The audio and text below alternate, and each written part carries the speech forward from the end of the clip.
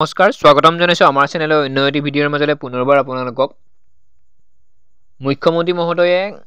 live আহি কিনে যেটো আপডেট দিলে আমাৰ ক্যান্ডিডেটখিনিক যিমানখিনি ক্যান্ডিডেটে ওয়েট কৰি আছিল এডিআৰএ হওক অসম পুলিচে হওক ডিএমএ হওক জিএন হওক বা শিক্ষক আটাইখিনি নিযুক্তিৰ যিমানে নেকি ওয়েট কৰি আছিল তেওঁলোকৰ বাবে এটি সুখবৰ ডাঙৰ আপডেট সেয়েহে আপোনালোকৰ বাবে ভিডিঅ'টি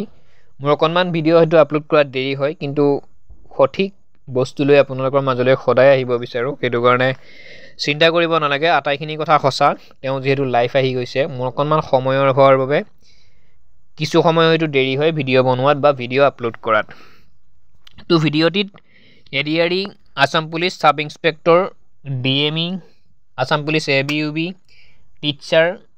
আটাইখিনি ৰিজাল্টৰ ওপৰত আলোচনা কৰিম এপইন্টমেন্টৰ কিন্তু সঠিক তাৰিখ তেওঁ এতিয়ালৈকে দিয়া নাই মুখ্যমন্ত্ৰী মহোদয়ে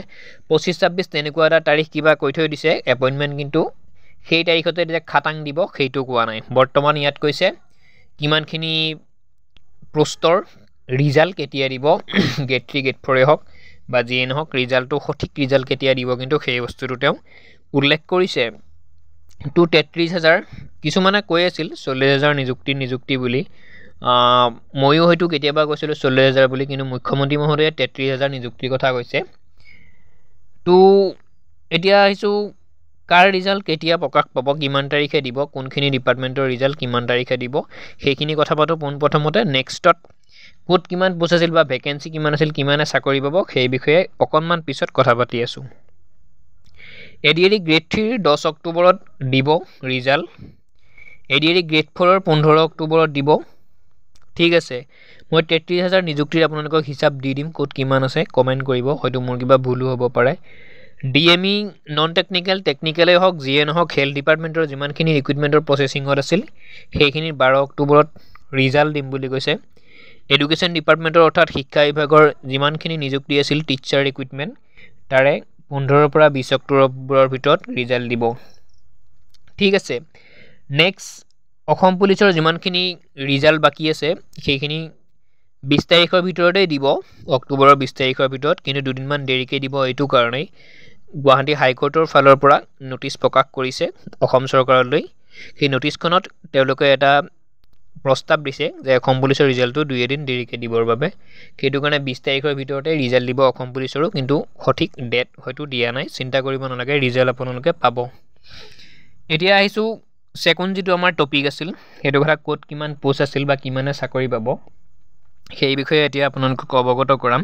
ভিডিঅ'ত যদি প্ৰথমবাৰ আহিছে চেনেলত যদি প্ৰথমবাৰ আহিছে চেনেলটি সাবস্ক্ৰাইব কৰিব এনে ধৰণৰ ভিডিঅ'সমূহ পাই থাকিবৰ বাবে ভিডিঅ'টো লাইক কৰিব যদি চাই ভাল লাগিছে আসাম পুলিচত এবিৰ পোষ্ট আছিল 2302টা ইউবিৰ পোষ্ট আছিল 1579টা অৰ্থাৎ 1579 সাব ইন্সপেক্টৰত পোষ্ট আছিল 203 অৰ্থাৎ 203টা মোৰ দুই এটা হয়তো কিবা ভুল হ'ব পাৰে তথ্যখিনি কালেক্ট কৰাত তো কিবা যদি ভুল হৈছে কমেন্ট কৰিব ঠিক আছে মই কমেন্টটো চাম বাৰু এডিআৰই গ্ৰেড 3 পোষ্ট আছিল 7600 অৰ্থাৎ 7600 এডিআৰই গ্ৰেড 4 ৰ ভ্যাকেন্সি আছিল 5000 গ্ৰেজুৱেট টিচাৰ 8230 অৰ্থাৎ 8230টা আছিল পোষ্ট গ্ৰেজুৱেট টিচাৰৰ পোষ্ট আছিল 1487 অৰ্থাৎ 1487টা next DE LP UP teacher LP আছিল 3800 3800 আৰু ইউপি আছিল 1750 অৰ্থাৎ 1750টা আছিল ইউপিৰ পোষ্ট ঠিক আছিল এই গোটেইখিনি মিলোৱাৰ পিছত 33000 পোষ্ট হৈ গৈ হয়তো কমিব পাৰে দুই এটা যদি কিবা কমিছে বা হিচাপটোত মোৰ ভুল হৈছে তথ্যখিনি কালেক্ট কৰাত কমেন্ট কৰিব মই আকৌ শুধৰাই দিম বা মই চাই লম ঠিক আছে তো এতিয়া আহিছো আৰু এটা কথা লৈ 10 অক্টোবৰত আজি বহুত দিন 2-3 বছৰ আগৰ পৰা মুখ্যমন্ত্ৰী মহোদয়ে সদায় ঘোষণা কৰিছিল যে 10 অক্টোবৰত এপইন্টমেন্ট দিব সকলোৰে উৎসাহেৰে একদম ফুৰ্তি ফাৰ্তাৰ মাজেৰে ধুনিয়াকৈ ইয়াৰ আগৰবাৰ যেনেদৰে এপইন্টমেন্ট দিছিল তেনেকৈ দিব বুলি কৈ আছিল কিন্তু এইবাৰ সেইটো নহল কিয় নহব বা কিয় নহল সেয়া হয়তো আপোনালোকেও জানে সকলোৱে জানে গোটেই অসমবাসীৰ মানুহে জানে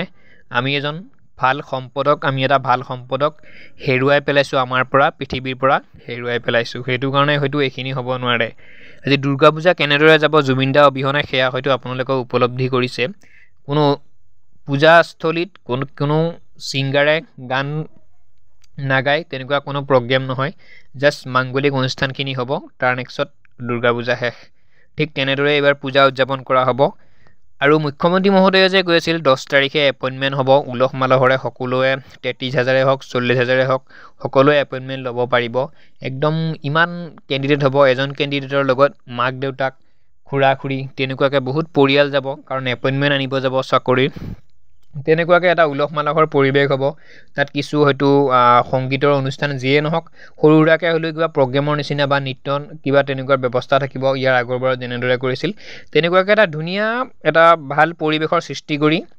একদম উলাহেৰে ফুৰ্তি ফাৰ্তা কৰি এপইণ্টমেণ্ট দিছিল ইয়াৰ আগৰ বছৰটোত তো এইবাৰ সেইখিনি নহয় কিয় নহয় সেয়া আপোনালোকে গম পায় সেইটো কাৰণেও দুই এদিন আমাৰ যি এক্সিডেণ্ট হৈ গ'ল সেইটো কাৰণে দুই এদিন ৰিজাল্টটো পিছুৱাইছে আৰু গুৱাহাটী হাইকোৰ্টেও কিন্তু আসাম পুলিচৰ যিটো ৰিজাল্ট সেইটো কেইদিনমান দেৰিকৈ দিবলৈ অনুৰোধ কৰিছে অসম চৰকাৰক অনুৰোধ কৰা নাই এইটো প্ৰস্তাৱ দিছে ঠিক আছে এখন নটিচ প্ৰকাশ কৰিছে বা নটিচ এখন